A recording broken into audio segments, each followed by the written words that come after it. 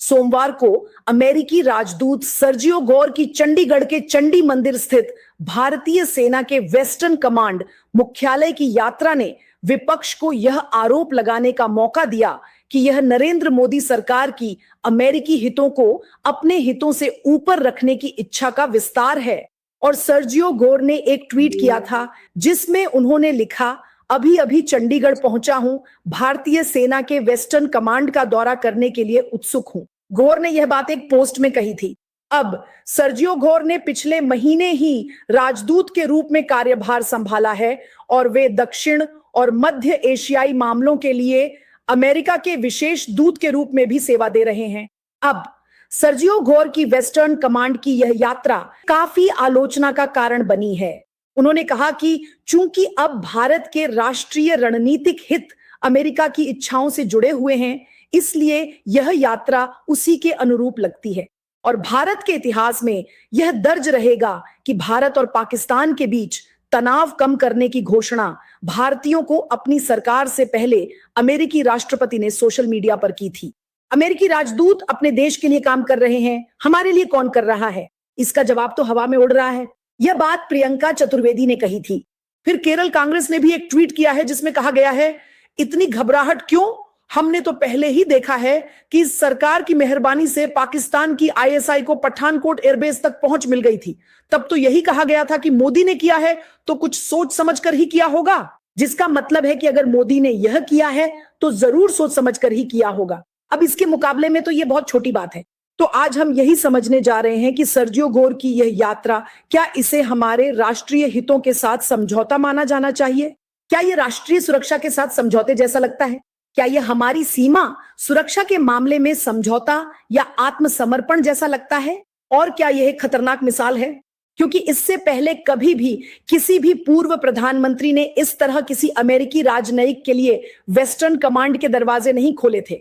आज शाम मेरे साथ जुड़ रहे हैं रक्षा विशेषज्ञ प्रवीण साहनी। तो कार्यक्रम में शामिल होने के लिए आपका बहुत बहुत धन्यवाद और आपको हमारे साथ पाकर खुशी हुई। और सर, वेस्टर्न कमांड में सर्जियो गोर की यात्रा पर आपके शुरुआती विचार क्या हैं? क्या आपको लगता है कि ये एक खतरनाक मिसाल है? मुझे आमंत्रित करने के लिए आपका बहुत धन्यवाद। देखिए, ये सिर्फ सर्जियो गोदी राजदूत नहीं है, बल्कि अमेरिका के इंडो पैसिफिक कमांड के कुल कमांडर एडमिरल पापारो भी हैं, जो अपनी टीम के साथ वहां गए थे।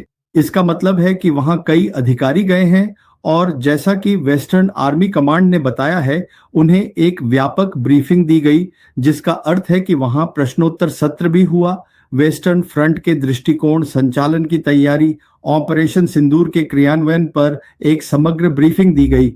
अब मुझे 3 बातें कहनी है, लेकिन सबसे महत्वपूर्ण बात बहुत सीधी है कि मेरी राय में जिस चीज से समझौता हुआ है, खासकर उस समय जब ऑपरेशन सिंदूर रुका हुआ है, यह समाप्त नहीं हुआ है। अब जब हम कहते हैं कि ऑपरेशन सिंदूर रुका हुआ है, तो इसका मतलब यह है कि दोनों पक्ष मई 2020-25 में हुई 4 दिन की झड़प से सबक ले रहे हैं और उसी के आधार पर वे अपनी संचालन स्थिति का आकलन कर रहे हैं। वे यह देख रहे हैं कि कौन कौन सी खरीदारी आवश्यक है, कौन कौन सी संरचनाएं बनानी है, और हर पक्ष यह जानना चाहेगा कि दूसरा पक्ष क्या कर रहा है। अब मैं 3 बातें कहूंगा। अगर यही स्थिति है तो इन लोगों को पश्चिमी सेना कमान में जाने की अनुमति देना, जाहिर है उन्हें वहां के ऑन ऑपरेशनल रूम में ब्रीफिंग दी गई होगी। ठीक है, तो 3 बातें जो मैं कहना चाहता हूं वह यह है कि चलिए ऑपरेशनल रेडीनेस को देखें, जो मेरी राय में समझौता हो चुका है और जो भारत की राष्ट्रीय सुरक्षा के केंद्र में है। अब 3 बातें, मुख्य बातें, और मैं संक्षिप्त रहूंगा। ठीक है, 3 बातें। पहली बात यह है कि ऑपरेशनल रेडीनेस क्या है, अमेरिकियों को क्या जानना है और पाकिस्तानियों को क्या जानना है। खासकर जब ऑपरेशन सिंदूर फिलहाल रुका हुआ है, तो वे यह जानना चाहेंगे कि भारत की पाकिस्तान की क्या समझ है। पाकिस्तान की ओर से 4 दिन की झड़प के बाद, जिसमें चीन पूरी तरह से पाकिस्तान का समर्थन कर रहा है, अब जो खतरा है उसके बारे में भारत की क्या समझ है।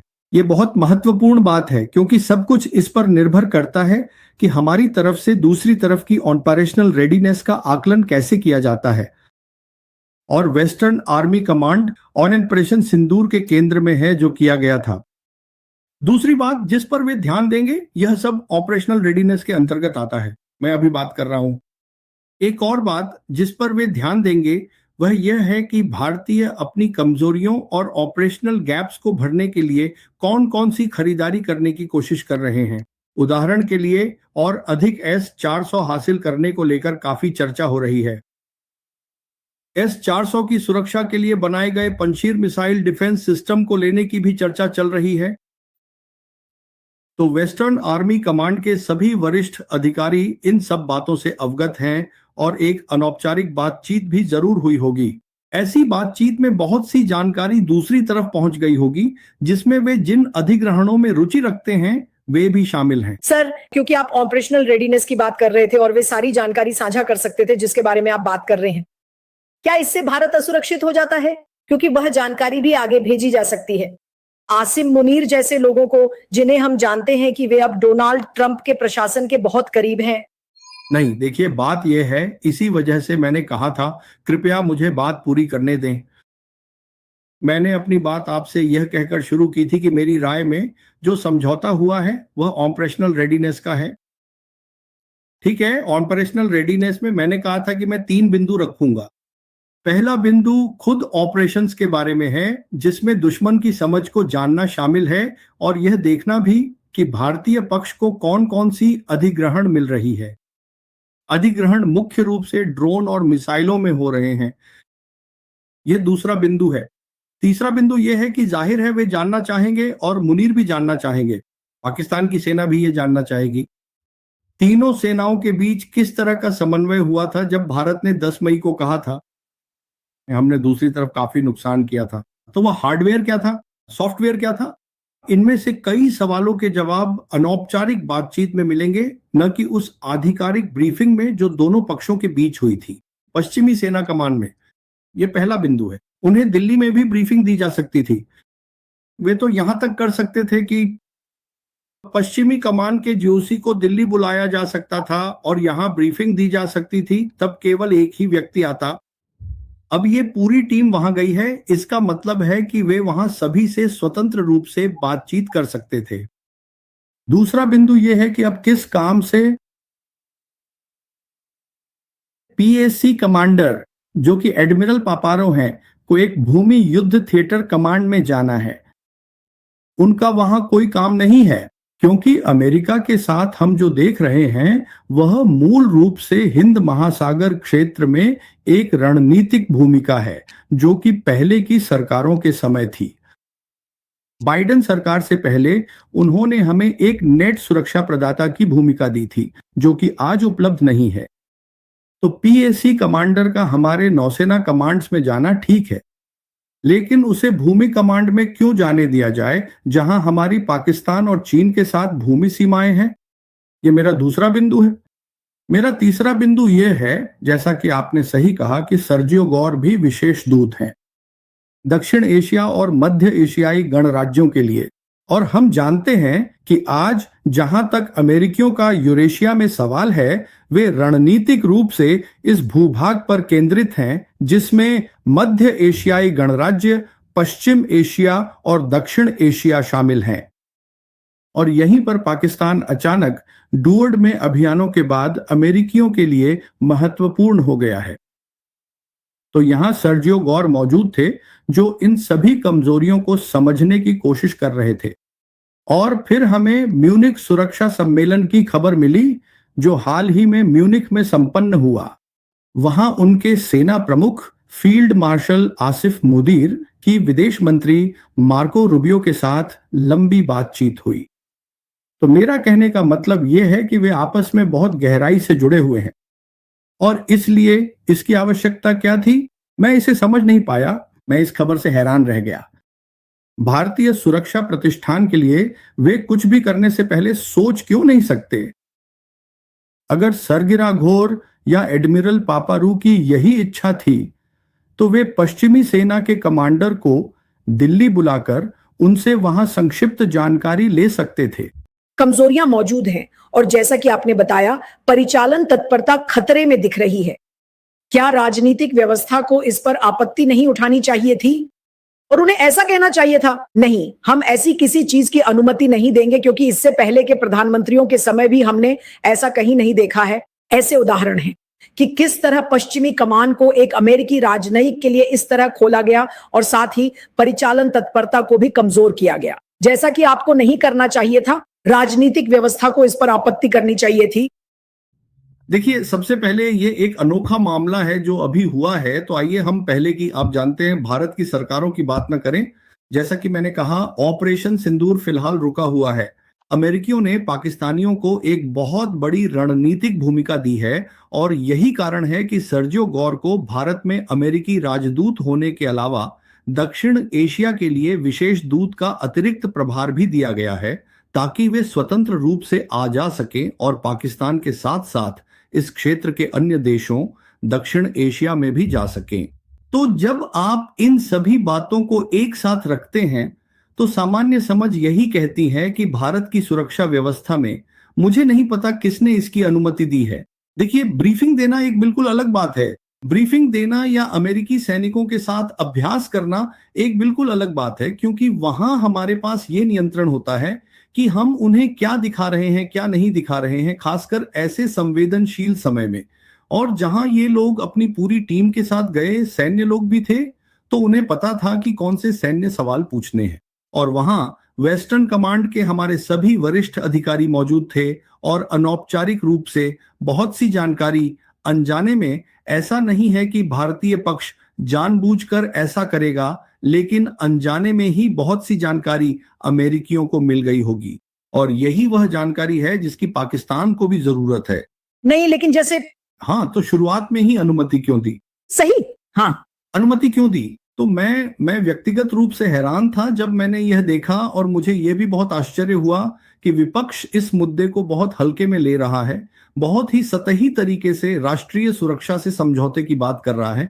नहीं, यह राष्ट्रीय सुरक्षा की बात नहीं है, यह संचालनिक तत्परता की बात है। जो और भी खतरनाक है, जो और भी खतरनाक है। राष्ट्रीय सुरक्षा एक बहुत ही सामान्य शब्द है। ऑपरेशन सिंदूर फिलहाल रुका हुआ है, संचालनिक तत्परता ही मायने रखती है, बस। हाँ, कृपया ऐसा ना करें।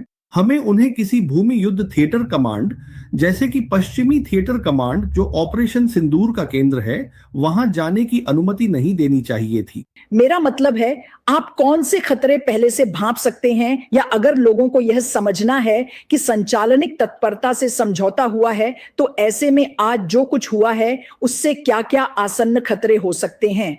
मान लीजिए, यह एक उचित अनुमान हो सकता है कि जो भी जानकारी उन्हें मिली है कि भारतीय पक्ष किस तरह से देखता है, समझता है या दूसरे पक्ष का युद्ध मूल्यांकन करता है और उनकी तैयारी कैसी है, यही वह चीज है जिसे पाकिस्तान जानना चाहता है। और आज अमेरिका और पाकिस्तान दोनों की एक रणनीतिक भूमिका है। अब हमारा अमेरिका के साथ कोई रणनीतिक भूमिका नहीं रह गई है। कृपया समझिए, ट्रंप प्रशासन की रणनीतिक प्राथमिकताएं पूरी तरह अलग हैं। वे अब यहां नहीं हैं। उनकी यहां एकमात्र रुचि व्यापार समझौते में है, उससे अधिक कुछ नहीं। और यह देखना कि यह रूसी, आप जानते हैं, रूसी तेल न मिले, जो फिर से व्यापार समझौते का ही हिस्सा है, यही उनकी रुचि है। यह भी सोचिए कि हम ऐसी चीज की अनुमति कैसे दे सकते हैं। देखिए, मुझे अमेरिकियों से कोई शिकायत नहीं है। मैं हमारी राष्ट्रीय सुरक्षा, हमारी संचालनिक तत्परता की बात कर रहा हूं। ऐसा नहीं है कि सब कुछ खत्म हो गया है। भारत और पाकिस्तान के बीच सब कुछ सामान्य है और अब हम किसी को युद्ध के बाद की समीक्षा दे रहे हैं। ये तो पूरी तरह से अलग बात है। नहीं, लेकिन जो बात आपने बताई है सर, वो बहुत ही खतरनाक है। लेकिन मुझे हैरानी इस बात की है कि सशस्त्र बलों के भीतर के लोगों ने इसका विरोध क्यों नहीं किया। मान लीजिए, अगर राजनीतिक नेतृत्व ने इसकी संवेदनशीलता और खतरों को नहीं समझा, तो क्या सशस्त्र बलों के लोग कम से कम रक्षा मंत्री को सतर्क रहने की सलाह नहीं दे सकते थे? हमने रक्षा मंत्री को सदगुरु के एक कार्यक्रम में गाते और नाचते हुए देखा। देखिए, भारत जैसे लोकतंत्र में सैन्य नेतृत्व का काम सलाह देना है। ठीक है, अब इस तरह का फैसला जाहिर तौर पर प्रधानमंत्री कार्यालय में किसी ने लिया है। यह फैसला सेना मुख्यालय में नहीं लिया जा सकता। वे केवल सलाह दे सकते हैं। और मुद्दा यह है कि उन्हें सतर्क किया गया होगा, साथ ही पश्चिमी सेना कमान के कमांडर भी। वह जीओसी और सी होते, उन्हें भी सतर्क किया गया होता और वे अपने अधिकारियों को भी सतर्क कर देते। लेकिन देखिए, यह पूछताछ एक हद तक ही जाती है, क्योंकि अनौपचारिक रूप से अनजाने में बहुत सी जानकारी बाहर निकल जाती है और स्रोतों या विश्लेषकों से जानकारी लेना अलग है और किसी और से लेना अलग, सीधे स्रोत से। तो मैं जो कहना चाहता हूं वह यह है कि जिम्मेदारी आखिरकार प्रधानमंत्री कार्यालय पर ही आकर रुकती है, वहां किसी न किसी पर। यहां सेना के बारे में बिल्कुल भी बात नहीं है, तो सेना के नेतृत्व को इसमें न लाए। सिर्फ इतना है कि सेना का नेतृत्व सबके लिए, जितनी बड़ी बड़ी बातें वे करते हैं, ठीक है, वे इन चीजों में बहुत निपुण नहीं है कि कौन सी जानकारी देनी है और कौन सी नहीं देनी है, यह समझने में। मैं समझता हूं, क्योंकि मैं खुद सेना में रहा हूं। इन क्षेत्रों में आप जानते हैं वे पर्याप्त रूप से सक्षम नहीं हैं, अच्छी तरह से प्रशिक्षित नहीं हैं। जैसे कि आप इशारा कर रहे हैं कि ऐसा प्रतीत होता है कि प्रधानमंत्री कार्यालय पीएमओ से कोई दिशा निर्देश आया था, जिसकी वजह से यह सीधा निर्णय लिया गया कि पश्चिमी कमान को सर्जियो गोर के लिए खोल दिया जाए। अब क्या प्रधानमंत्री कार्यालय इन कमजोरियों को नहीं समझता था? मेरा कहना यह है कि अगर ऑपरेशनल रेडीनेस, संचालनात्मक तत्परता समझौता होती दिखती है, जैसा कि आपने अभी समझाया, तो क्या इससे भारत कमजोर नहीं हो जाता? और फिर क्या प्रधानमंत्री कार्यालय इन कमजोरियों को समझता है? नहीं, देखिए, वे समझते हैं या नहीं, यह मेरा विषय नहीं है। मेरा विषय यह है कि विपक्ष के लोग इन विवरणों में जाकर सरकार से सवाल क्यों नहीं कर रहे हैं। क्योंकि देखिए, हम सभी अपनी जानकारी, अपनी सशस्त्र सेनाओं पर गर्व करते हैं, हम अपनी संप्रभुता को महत्व देते हैं। लेकिन समस्या यह है कि सरकार ने पाकिस्तान के साथ सामान्य संबंध न रखने का विकल्प चुना है। सरकार ने यही चुना है। ऑपरेशन सिंदूर खत्म नहीं हुआ है, वह सिर्फ रुका हुआ है, और इसलिए जितनी सतर्कता वे बरतेंगे, हमें भी उतनी ही अधिक सतर्कता बरतनी होगी, और यह तो सारी सतर्कता को नजरअंदाज करना है। नहीं, जो आप कह रहे हैं कि विपक्ष को बिल्कुल सटीक तरीके से सवाल पूछने चाहिए। अब मुझे नहीं पता कि विपक्ष ने अब तक संबंधित सवाल क्यों नहीं पूछे हैं, जो आपने अभी अभी बताया। लेकिन बात यह है कि अगर सत्तारूढ़ पक्ष इस तरह से ऑपरेशनल तत्परता से समझौता कर रहा है, जैसा कि आपने समझाया है, ये किस ओर ले जाता है? और क्या हम खुद को अब पाकिस्तान के हाथों और अधिक असुरक्षित बना रहे हैं? क्योंकि जाहिर है, जो भी हो, अगर अमेरिका को हमारी ऑपरेशनल तत्परता के बारे में अनौपचारिक रूप से पता चल गया है, तो मुझे यकीन है कि यह अनौपचारिक रूप से यह पाकिस्तान तक पहुंचा दिया जाएगा और अब इसका भारत के खिलाफ दुरुपयोग भी हो सकता है। देखिए, जो आप कह रहे हैं वह मूल रूप से अनुमान है। हम मान रहे हैं कि यह आगे बढ़ा दिया जाएगा, यही बात है। आइए हकीकत की बात करें। इस सरकार की हकीकत यह है, और मैं इसके लिए कई उदाहरण दे सकता हूं, कि वे लोग पहले काम करते हैं, फिर सोचते हैं, और इसके कई उदाहरण हैं। तो चलिए उस दिशा में नहीं जाते। यह पहली बात है। दूसरी बात यह है, जिस किसी ने भी सबसे ऊंचे स्तर पर अनुमति दी, उसे यह सोचना चाहिए था कि जब सिंदूर हुआ था, तब चीनी लोग बेदू प्रदान कर रहे थे। पाकिस्तान को हमें अमेरिका से जीपीएस नहीं मिला था, और यही कारण है कि हमारे वरिष्ठ अधिकारी राजीव घई, लेफ्टिनेंट जनरल, उन्होंने भी रिकॉर्ड पर कहा है कि उन्हें हमारे संसाधनों की बेहतर जानकारी थी। और यही वजह है कि हाल ही में 3 दिन पहले एक डीएसी, डिफेंस एक्विजिशन काउंसिल की बैठक हुई, जिसमें हमने स्यूडो सैटेलाइट्स खरीदने का फैसला किया है। यह मूल रूप से एक ऐसा वाहन है जो वायुमंडल के भीतर 20 किलोमीटर की ऊंचाई पर रहता है, जो एक तरह से उपग्रह रखने का कमजोर तरीका है, ताकि आपको हवा से दृश्यता मिल सके। तो हमारी अपनी कमजोरियां हैं। आखिर हम वहां इन लोगों को किस विशेष कारण से लेकर आ रहे हैं? और खासकर देखिए, सर्जियो गाउस का वहां आना पूरी तरह से एक अलग बात है। लेकिन मैं मूल रूप से पैसिफिक कमांड के कमांडर को उनकी पूरी सैन्य टीम के साथ वहां आने देने के निश्चित रूप से कड़े विरोध में खड़ा हूं। हाँ, क्योंकि ये वही लोग हैं जो सैन्य मामलों को समझते हैं। तो आप वे ऑपरेशंस को समझते हैं, और उन्हें हमारे वरिष्ठ अधिकारियों के साथ चंडी मंदिर में औपचारिक और अनौपचारिक रूप से मिलने जुलने देना, मूल रूप से मेरी राय में आप अपनी ऑपरेशनल तत्परता से समझौता कर रहे हैं, जो कि सही नहीं है। मेरा मतलब है, मुझे यकीन है कि किसी भी शीर्ष व्यक्ति की ऐसी कोई मंशा नहीं थी। ये चीजें जानबूझकर नहीं की जाती, लेकिन जैसा कि मैंने कहा, इस सरकार का ट्रैक रिकॉर्ड है कि पहले कुछ कर देती है और बाद में उसके बारे में सोचती है, और इसलिए विपक्षी नेताओं के लिए भी इन मुद्दों पर गहराई से सोचना जरूरी है। राष्ट्रीय सुरक्षा एक महत्वपूर्ण विषय है जो हम सभी से पूरी तरह जुड़ी हुई है। बिल्कुल सही। लेकिन श्री साहनी, बहुत से लोगों का मानना है कि आप जानते हैं अन्य देशों के राजनयिक भी पहले कमांड मुख्यालय का दौरा कर चुके हैं और ये सारे सवाल ये एक तरह की अति प्रतिक्रिया है। क्या आप इससे सहमत हैं? नहीं, राजनयिक जाना, सर्जियो गाउस एक राजनयिक है, वह संचालन संबंधी मामलों को नहीं समझते। मैं कह रहा हूं कि जब ऑपरेशनल कमांडर अपनी टीम के साथ जाता है तो वह एक बिल्कुल अलग मामला होता है। यही मैं कह रहा हूं। मैं जो हुआ है उसके बारे में बहुत स्पष्ट हूं और यही बात मुझे परेशान कर रही है। मुझे सर्जियो गाउस के वहां जाने से कोई परेशानी नहीं है। वह पश्चिमी सेना के कमांडर से मिल सकते थे, उनके पास वहां जाने का कोई कारण नहीं था। देखिए, मेरी बात यह है कि ठीक है, हमने यह तय कर लिया है कि हम अपनी पूरी विदेश नीति सब कुछ अमेरिकी टोकरी में डालना चाहते हैं। यह सरकार द्वारा लिया गया एक निर्णय है, लेकिन हमें यह देखना है कि ये तो अमेरिकी ही हैं। जब आप अमेरिकी विशेषज्ञों द्वारा अमेरिकी कांग्रेस के लिए लिखी गई 2025 की रिपोर्ट देखते हैं तो उसमें साफ साफ लिखा है कि भारत और पाकिस्तान के बीच जो 4 दिन की झड़प हुई थी उसमें पाकिस्तान ने भारत से बेहतर प्रदर्शन किया था। और राष्ट्रपति ट्रंप ने बार बार इतने सारे जेट्स गिराए जाने की बात कही है। फिर उनके प्रधानमंत्री, पाकिस्तान के प्रधानमंत्री ने संयुक्त राष्ट्र से भारत के 7 जेट्स गिराए जाने की बात कही है और भारत ने उस पर कोई प्रतिक्रिया नहीं दी है।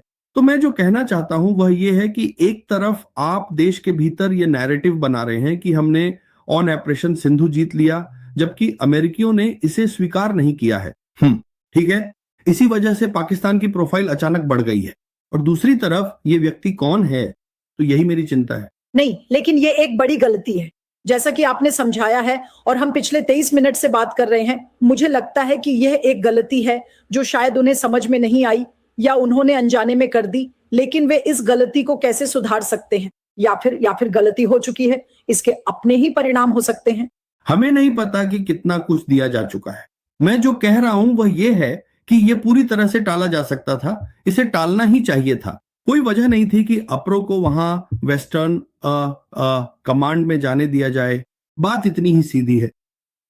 मेरा मतलब है, कोई भी जो थोड़ा बहुत समझता है, हमारे राष्ट्रीय सुरक्षा सलाहकार के पास भी एक रिटायर्ड 3 स्टार अधिकारी सैन्य सलाहकार के रूप में है। जो भी वह व्यक्ति है उसे एनएसए को सलाह देनी चाहिए थी। ये क्या हो रहा है? आप ऐसा क्यों कर रहे हैं? मेरा मतलब है, जब मैंने ये पढ़ा तो मैं हैरान रह गया, ये क्या हो रहा है? आपके अनुसार सर अब गलती हो चुकी है, लेकिन अब अगर विपक्ष को सवाल उठाने हैं तो उन्हें क्या पूछना चाहिए? पहला, दूसरा, तीसरा बिंदु अगर मैं आपसे पूछूं तो उन्हें क्या मांग करनी चाहिए? विपक्ष को संसद के पटल पर या अन्यथा किस तरह की जानकारियां पूछनी चाहिए? यह बहुत सरल है कि जब ऑपरेशन सिंधु रुका हुआ है और हम उस 4 दिन की झड़प से सबक सीखकर अपनी ऑपरेशनल तैयारी पर काम कर रहे हैं, तो फिर अमेरिकी सेना के शीर्ष कमांडरों को वेस्टर्न कमांड में जाने की अनुमति क्यों दी गई? बस इतना ही सीधा सवाल है। यही मुख्य सवाल है। किसी को इसका जवाब देना होगा। क्या अब विपक्ष को भी बैठक की कार्यवाही की मांग नहीं करनी चाहिए? क्या क्या उजागर हुआ है? कौन कौन सी जानकारी? नहीं। देखिए, बैठक की कार्यवाही हमेशा एक औपचारिक चीज होती है। कुछ भी वहां नहीं मिलेगा, क्योंकि जैसा मैंने कहा, जानकारी हमेशा तब बाहर जाती है जब आप अनौपचारिक रूप से बातचीत करते हैं। यही वह जगह है जहां जानकारी का प्रसार होता है, मुख्य जानकारी। कोई भी महत्वपूर्ण जानकारी कागज पर साफ साफ लिखकर नहीं डालता। सही। इसलिए हम कभी नहीं जान पाएंगे कि कितना साझा किया गया, और असल में जिसने इस दौरे की अनुमति दी वह व्यक्ति भी नहीं जान पाएगा कि कितना साझा किया गया। उनसे कुछ चीजें पूछी गई होंगी, जैसे कि मेरा मतलब है, उदाहरण के लिए आपके S-400 ने कैसा प्रदर्शन किया, और आप सोचते हैं कि उन्हें किस तरह की सुरक्षा चाहिए, क्योंकि हम पहले से ही रूस के अल्माज एंटे से पेंजिर की ओर देख रहे हैं। तो क्या उन्हें S-400 की एक यूनिट के लिए 2 चाहिए या 3 चाहिए? ये बहुत महत्वपूर्ण सवाल है। आप इन्हें कैसे संतुलित करना चाहेंगे? ये संचालन से जुड़ी बातें हैं, और अनौपचारिक रूप से कोई अपनी उत्सुकता में अमेरिकियों को दिखाने के लिए कि आप जानते हैं, मेरा मतलब है, ये भी एक समस्या है जो हमारे पास है। जब हम पश्चिमी नेताओं के साथ बातचीत करते हैं तो हम जितना कहना चाहिए उससे कहीं अधिक कह देते हैं। यही पूरी समस्या है। हाँ, तो मेरा कहना है कि जो हुआ है वह बिल्कुल भी अच्छा नहीं है। हाँ, जब संसद फिर से खुलेगी, सत्र में आएगी, तो इस पर सवाल उठना चाहिए। ये एक महत्वपूर्ण सवाल है, लेकिन इसका जवाब तब तक नहीं मिलेगा जब तक किसी को पहचाना न जाए वह व्यक्ति कौन है जिसने इसकी अनुमति दी थी। निश्चित रूप से रक्षा मंत्री इन सब बातों को नहीं समझते। हाँ, माफ कीजिए, वह नहीं समझते। तो और कोई तरीका भी नहीं है कि आरटीआई डालकर पीएमओ ऑफिस से पता लगाया जाए और जवाब कभी सामने नहीं आएंगे? नहीं, कुछ भी नहीं आएगा, क्योंकि यहां तक कि पीएमओ को भी नहीं पता होगा कि क्या बाहर गया है। चिंताजनक है। मेरा मतलब है, अब इस बातचीत के बाद ये वाकई बहुत ही चिंताजनक है कि कैसे ये पूरा दौरा एडमिरल पापारो और उनकी टीम के साथ अगर वे वेस्टर्न कमांड गए हैं तो यह ऑपरेशनल तत्परता को कैसे प्रभावित करता है, खासकर जब ऑपरेशन सिंदूर रुका हुआ है। यही मूल सवाल है जो विपक्ष पूछना चाहिए। धन्यवाद श्री साहनी, कार्यक्रम में आपका होना हमारे लिए खुशी की बात थी। आपका धन्यवाद।